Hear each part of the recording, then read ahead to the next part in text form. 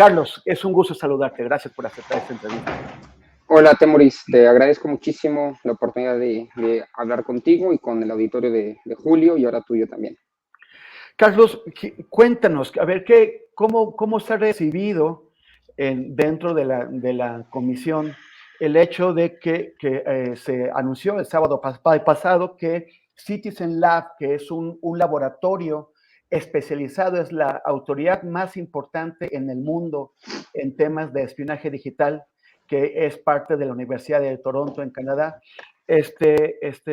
Citizen Lab descubrió que la enésima figura pública espiada con Pegasus es Camilo Vicente Ovalle, tu compañero en la Comisión de la Verdad. Bueno, gracias por la oportunidad para hablar de este tema, un tema crucial para la vida política de México. Te cuento a ti y al auditorio de qué se trata esto. Como tú dices, la Comisión de la Verdad sobre Guerra Sucia tiene el mandato de estudiar e investigar el periodo que va de 1965 a 1990. Es una de las dos comisiones que hizo el gobierno para esclarecer temas importantes, el tema de Ayotzinapa por un lado, y nosotros estamos haciendo el tema de Guerra Sucia. Está compuesto por 4 comisionados y Camilo Vicente Valle, que es la persona a la que nos referimos hoy, es, digamos, una de los líderes del equipo técnico de investigación y de administración del programa que tenemos con nosotros, y ha sido una persona clave en 2 aspectos. Una, en la negociación con el ejército para la entrada a los campos militares, para que pudiéramos hacer inspecciones junto con víctimas a los campos militares que presumiblemente sirvieron como lugares de tortura y desaparición de personas, y ha sido también una persona clave en la negociación con mandos del ejército en lo que tiene que ver con la investigación del acervo documental, con el archivo de concentración que tiene el ejército. Por lo tanto, nos duele mucho habernos enterado el sábado pasado que el teléfono celular de Camilo Vicente Valle, que además es un extraordinario historiador, tiene 2 libros publicados sobre el tema, es una de las personas que más información tiene sobre el tema de Guerra Sucia, haya sido espiado. Ya sabíamos, Temoris, hace 2 semanas se publicó que el teléfono de Alejandro Encinas, que últimamente es el jefe de las 2 comisiones, era espiado, pero no teníamos la información contrastada, ahora ya la tenemos por Citizen Lab, que la persona que se dedica exclusivamente y de tiempo completo a trabajar en el tema de Guerra Sucia con nosotros estaba siendo espiada. Y aquí hay que decir que Pegasus es un software sumamente intrusivo, tiene acceso a los videos, tiene acceso a las fotografías, tiene acceso a la vida personal de la persona, a todos sus contactos, y el mismo celular se convierte en una suerte de espía, ¿no? Puede ir siguiendo a la persona. Y bueno, la pregunta que nos hacemos es ¿por qué están interesados en Camilo Vicente Valle?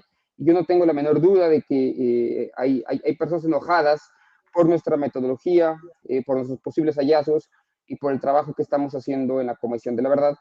Y por eso es muy importante venir hoy a hablar contigo del tema, porque en la medida en que nosotros nos acuerpemos con sociedad civil, con académicos, con medios de información, y la gente se entere de lo que está sucediendo, la Comisión de la Verdad se fortalece en un momento muy delicado para nosotros.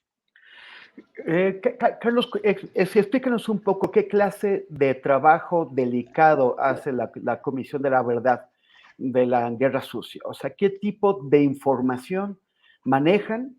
¿Qué tipo de testimonios? El trato con qué tipo de personas resulta delicado que sea conocido por personas ajenas a la Comisión?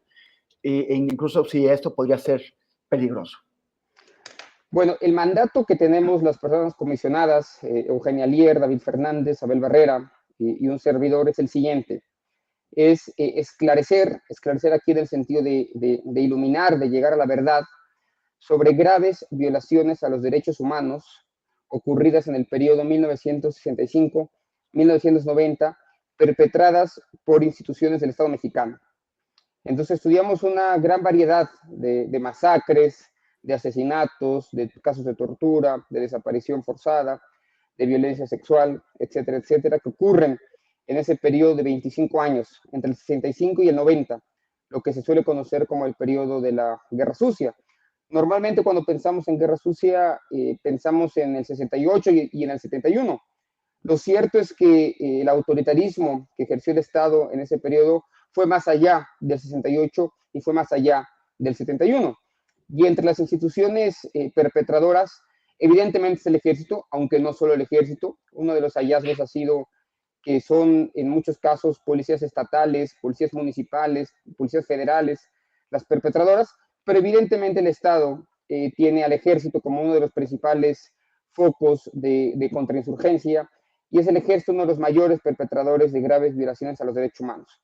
Entonces, gran parte de nuestra investigación está abocada a tomar testimonios, cientos de testimonios en todo el país, a personas que han sido violentadas por el ejército, y desde junio del año pasado entramos al archivo de concentración de la Sedena.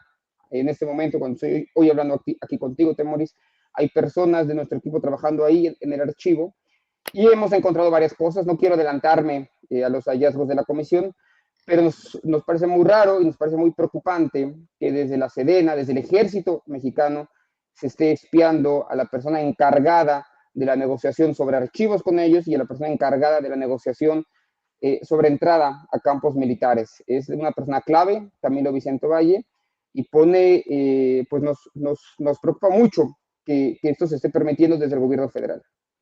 O sea, Camilo Vicente Ovalle tendría, por ejemplo, contacto cotidiano, estaría recibiendo los testimonios de personas cuya seguridad puede quedar comprometida si se sabe quiénes son, si se sabe qué es lo que están diciendo. No, no tanto así, porque Camilo, si bien es parte de todo el equipo, trabaja más bien en el área administrativa, en el área de negociación puntual para determinar cómo, cuándo y bajo qué condiciones se puede entrar a los archivos, cómo y cuándo, bajo qué condiciones se puede avanzar en el tema de inspección de campos militares. Él no es propiamente, por así decirlo, parte del equipo que nosotros formamos como comisionados.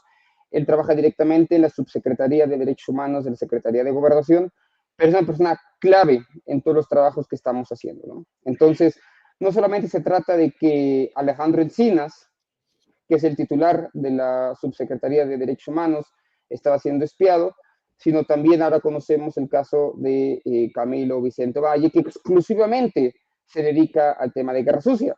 Una hipótesis hasta hace 2 semanas era que el temor solamente iba por el caso Ayotzinapa y por tanto estaba siendo espiado Alejandro Encinas. Hoy, tras la información que tenemos del Washington Post de que Camilo Vicente está siendo espiado, pues eso toca directamente el trabajo que nosotros hacemos en la Comisión de la Verdad.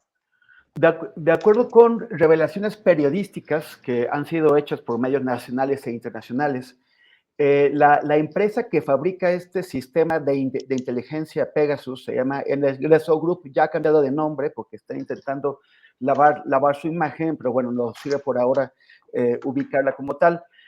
Ha dicho que en el sexenio pasado, en el gobierno de Peña Nieto, hubo 3 instancias que adquirieron el sistema Pegasus. La Secretaría de la Defensa Nacional, del Centro de Investigación y Seguridad Nacional y la Procuraduría General de la República. Pero también, según esa misma empresa, en este momento solamente lo está usando Sedena y ellos solamente le ofrecen ese servicio a gobiernos, no a entidades privadas. ¿Ustedes creen que efectivamente es Sedena la que está detrás de esto? La serie de coincidencias, por ejemplo, que Raimundo Ramos, el activista espiado en Tamaulipas, trabaja temas de violaciones de derechos humanos cometidas por personal del ejército, lo mismo que el Centro Pro de Derechos Humanos que investiga el tema de Ayotzinapa, lo mismo que periodistas como Ricardo Rafael o uno de Animal Político que también han estado investigando el ejército. O sea, es una coincidencia que una y otra vez las personas espiadas estén mirando las acciones ilegales del ejército de México. Mira, aquí quiero ser muy cuidadoso con lo que voy a responder. Hay cosas que sí podemos afirmar y otras que no podemos afirmar. Podemos afirmar con certeza, según nos va a saber Citizen Lab, que el teléfono de este funcionario público fue espiado, es espiado. No podemos decir con absoluta certeza que la responsabilidad es de Sedena. sí podemos decir con absoluta certeza de que si hay alguna institución, en todo caso, interesada en el espionaje de Camilo Vicente Valle, de su celular, es el ejército. No hace falta tener tres dedos de frente para entonces inferir dónde está la culpabilidad. Aún y todo, bueno, hay hipótesis en el sentido de que pudo haberse vendido a actores privados, pudo haberse vendido también a otras instituciones y que pudiera estar también el software siendo usado desde otras esferas. En todo caso, lo que exigimos los comisionados, lo que exigimos, por lo menos hablo yo ahora a título personal, es que se investigue el tema y que el presidente no minimice el tema. Si es la sede es muy preocupante, porque eso significa que desde el Estado, desde las instituciones del Estado mexicano, se está espiando funcionarios muy importantes de la propia federación. Y si no está siendo así, también tiene que investigarse, porque significa que alguien más, otra institución, está teniendo acceso a esto.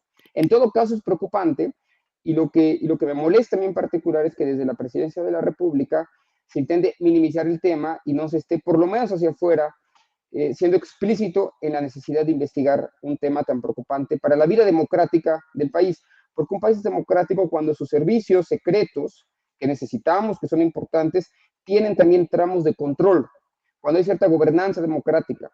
Y lo que hemos visto es que en los últimos años no se ha avanzado en esos tramos de control y se espía de la misma manera que se espiaba antes, con una salvedad, que ahora tenemos instrumentos tecnológicos mucho más poderosos de los que teníamos hace décadas, cuando espiaba la Dirección Federal de Seguridad o cuando espiaba alguna de otras instituciones. Son muy intrusivos y por tanto es muy preocupante que no haya respuestas claras y contundentes desde el gobierno federal, que envió a hacer estas dos comisiones. No estamos trabajando fuera del Estado, estamos trabajando con el Estado.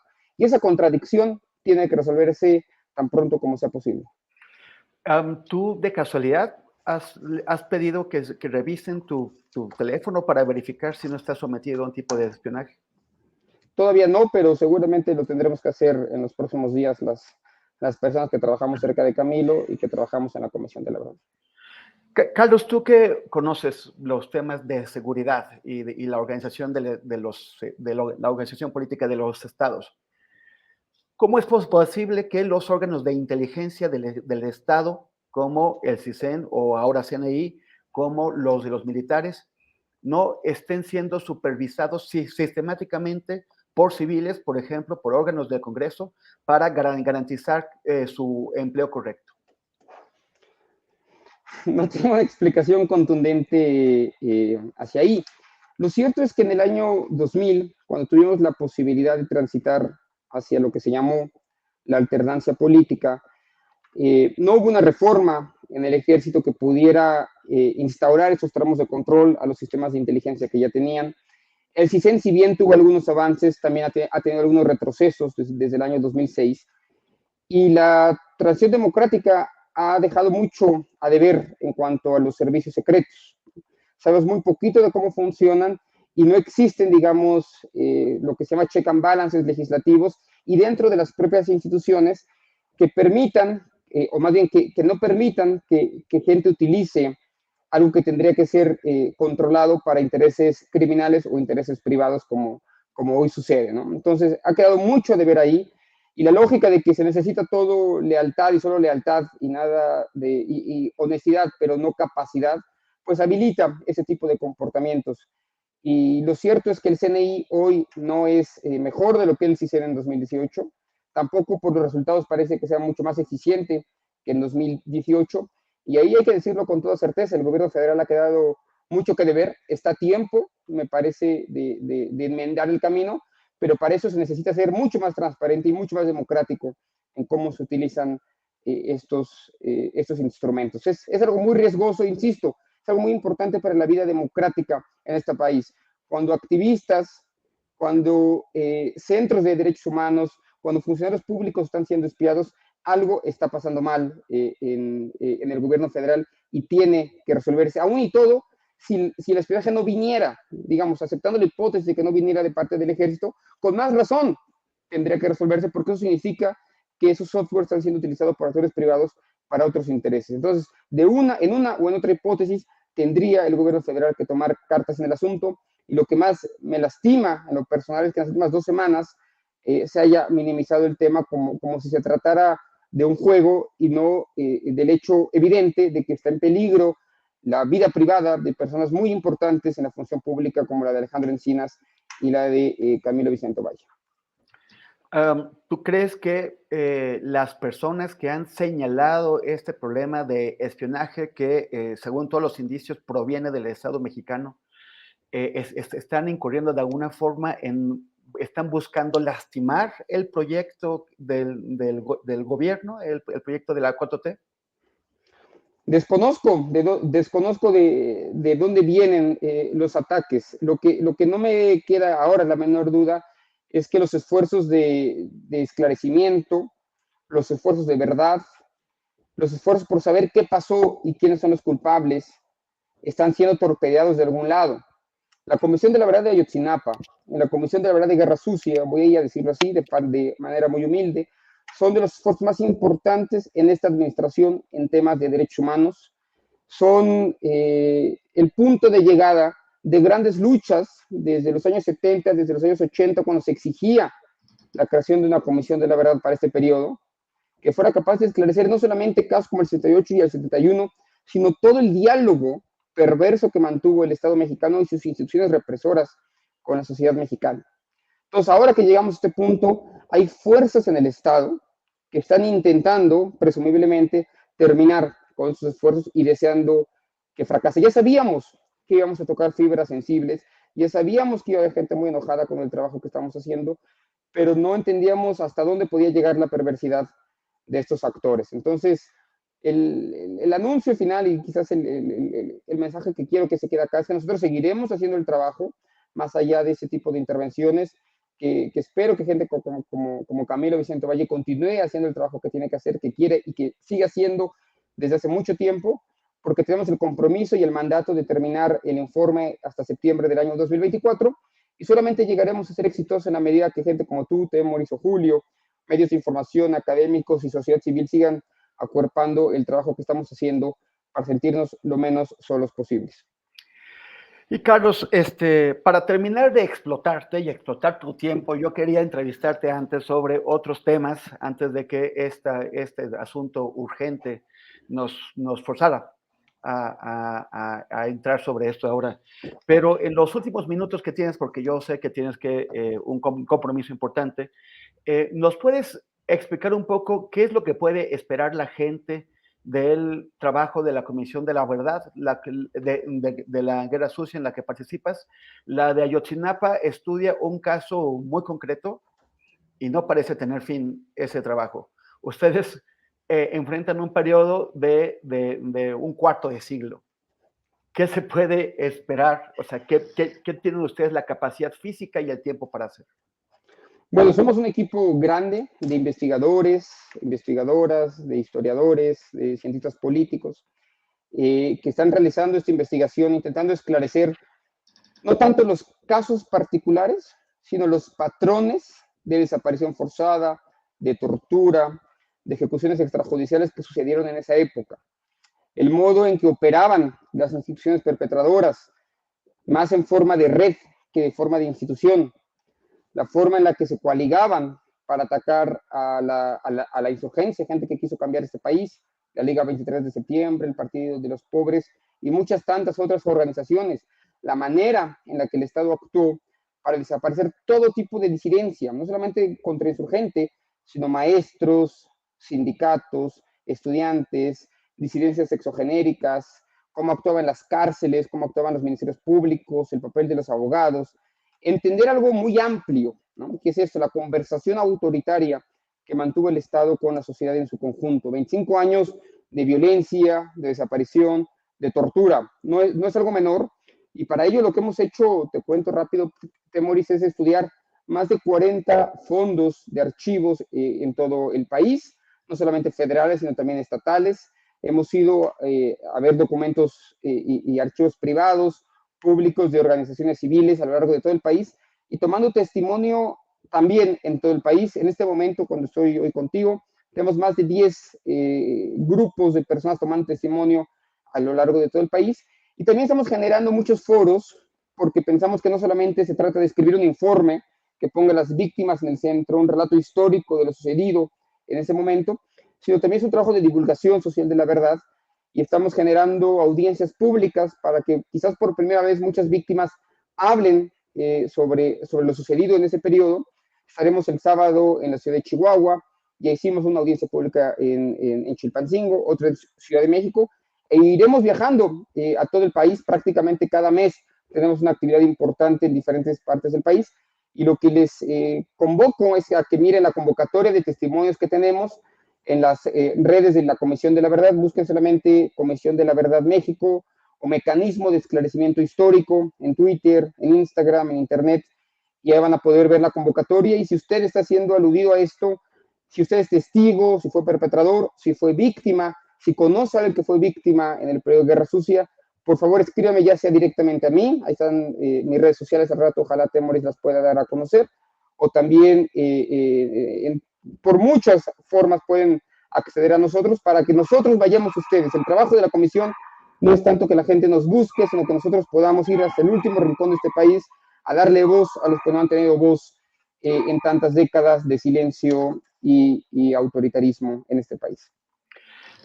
Finalmente, Carlos, ustedes van a producir un informe, de ese informe van a derivar o pueden derivar algún tipo de acciones judiciales o de reparación del daño.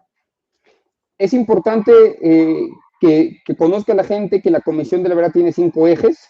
Uno tiene que ver con la parte justamente de la verdad, y nosotros generaremos un informe histórico de lo sucedido. No somos un órgano jurisdiccional, pero sí podemos dar insumos para que a partir de ahí puedan generarse procesos de justicia. Sin embargo, la Comisión de la Verdad, en la cual estamos integrados, tiene también un mecanismo de reparación y compensación a víctimas. Insisto, les pido que por favor entren a la página de internet de la Comisión de la Verdad. Ese mecanismo de reparación lo tiene CEAP, que es la Comisión Ejecutiva de Atención a Víctimas. Tenemos un mecanismo de búsqueda de personas en vida o muerte, que tiene la Comisión Nacional de Búsqueda, un equipo especializado en búsqueda de restos óseos y de personas en vida.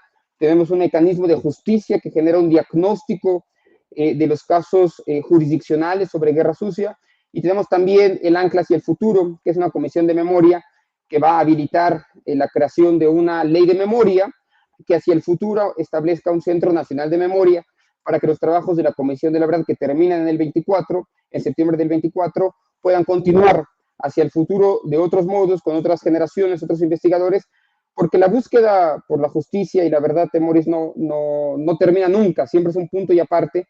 Nosotros nos reconocemos como parte de una larga lucha, desde las doñas en los años 70 que peleaban por el reconocimiento de sus hijos, por encontrarlos con vida.